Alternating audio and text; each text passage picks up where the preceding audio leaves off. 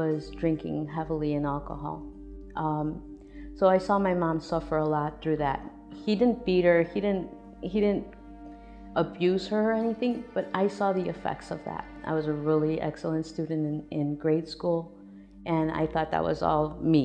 You know, I'm intelligent, I can do this by myself. I ended up going to university, finally allowed myself to have a relationship with somebody, and you know, in the end, he ends up leaving and all of that time for nothing. So I drove all the way to Rockford from Chicago, and I said, "What's going on?" And he said, "I think this is goodbye." And it's like, it just felt like all of my plans had gotten broken. In those 7 years, I decided that, hey, if I didn't have a relationship with a guy, let me try a relationship with a girl. The drinking was, like I said I didn't think I was doing anything wrong because it was social. When the depression actually took the form of not taking showers for 3, 4, 6 days at a time. And when I would come home, I would shut the door in my bedroom and I would just go under the bed and close the lights.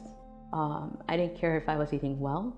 I didn't care that I gained weight. In the summer, my grandmother received a flyer. My mom put it away. My dad, he had injured his back.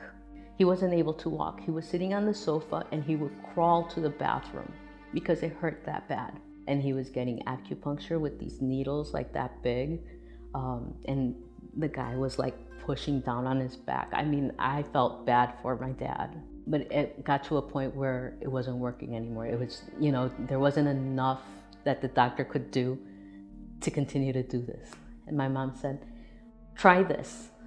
It says that whatever your pain is, they're going to heal you." The flyer had a picture of a man's body, and it said, put a cross where you have this pain, where you are ill.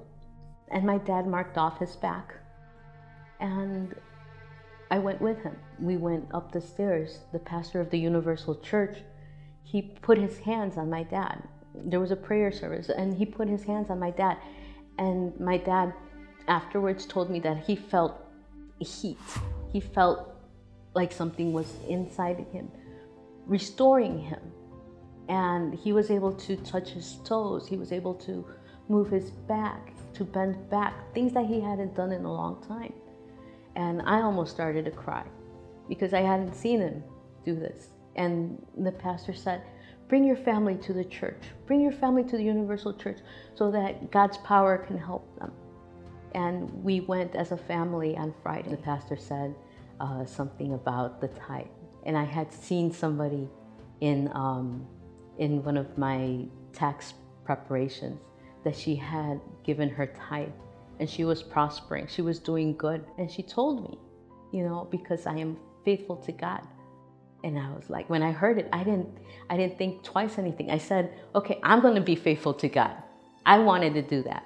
So I started putting aside my tithe. It's things that I ended up learning, you know, and as I was learning, as I was accepting what God wanted me to change, I saw the blessings in my life. There was a point when they were going to fire me from my job, and I was just an accounting clerk.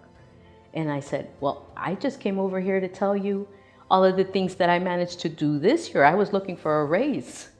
And so we talked about it, and he said, you are on 6 months probation. So I didn't lose my job because now I was a faithful tither. I am starting my own business. So last year I made half of what I was making working 4 months. And I did only 8 tax returns and I made half of what I was making. I was like, look, you did this. I didn't even try. You did this. So I want to glorify you in that situation too. All of the things that I had done, even as a child, the lies, the, you know, feeling dirty, feeling completely like rubbish, everything was washed off. I was completely clean. Now I knew that God loved me. I love my sister now. Had a really hard relationship with her growing up. I didn't want her around me. Now she's precious to me. My mom. I don't look at her faults anymore. I want God to bless her as well. And my dad is still my hero.